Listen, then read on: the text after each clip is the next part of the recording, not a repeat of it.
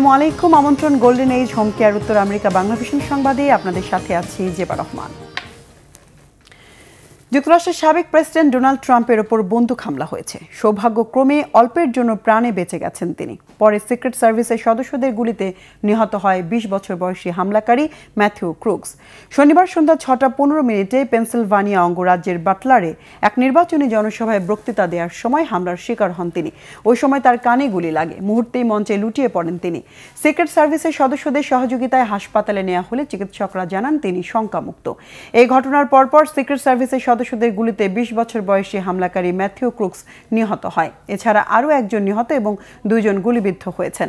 সামাজিক মাধ্যম truth social অ্যাকাউন্টে এক পোস্টে ট্রাম্প বলেন, গুলিতে তার ডান কানের ওপরের অংশে ফুটো হয়ে গেছে।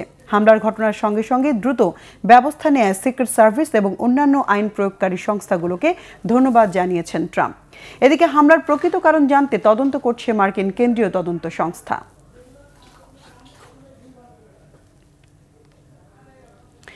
এদিকে ডোনাল্ড ট্রাম্পের উপর হামলার ঘটনার নিন্দা জানিয়ে এই ধরনের সহিংসতা বন্ধের আহ্বান জানিয়েছেন মার্কিন প্রেসিডেন্ট জো বাইডেন। ট্রাম্পের দ্রুত সুস্থতাও কামনা করেছেন তিনি।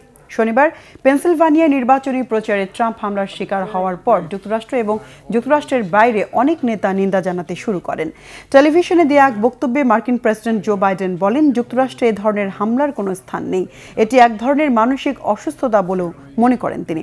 সবাইকে নিন্দা জানাতে আহ্বান জানান বাইডেন। জাপানের প্রধানমন্ত্রী ফুমিও কিশিদা বলেছেন, গণতন্ত্রকে চ্যালেঞ্জ করে এমন যে কোনো ধরনের সহিংসতার বিরুদ্ধে লড়াই চালিয়ে যেতে হবে। গণতন্ত্রে রাজনৈতিক হিংসার কোনো জায়গা নাই বলে মন্তব্য করেন সাবেক মার্কিন প্রেসিডেন্ট বারাক ওবামা। নিন্দা জানিয়েছেন জাতিসংঘের মহাসচিব অ্যান্তনিও গুতেরেস। ট্রাম্পের দ্রুত সুস্থতার জন্য শুভেচ্ছাও জানিয়েছেন। দূরপাল্লার মিসাইল মোতায়েন ইস্যুতে উত্তেজনা কমাতে রাশিয়া এবং যুক্তরাষ্ট্রের মধ্যে ফোন আলাপ হয়েছে। রুশ প্রতিরক্ষামন্ত্রী আন্দ্রেই বেলোভস ও যুক্তরাষ্ট্রের প্রতিরক্ষামন্ত্রী লয়েড অস্টিন এই ফোন আলাপ করেন।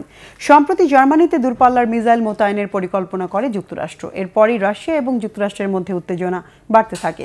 মস্কোর পক্ষ থেকে সতর্ক করে বলা হয়, জার্মানিতে দূরপাল্লার মিসাইল মোতায়েন করা হলে রাশিয়া ও যুক্তরাষ্ট্রের মধ্যে স্নায়ুযুদ্ধের সময়কার মতো দ্বন্দ্ব দেখা দেবে।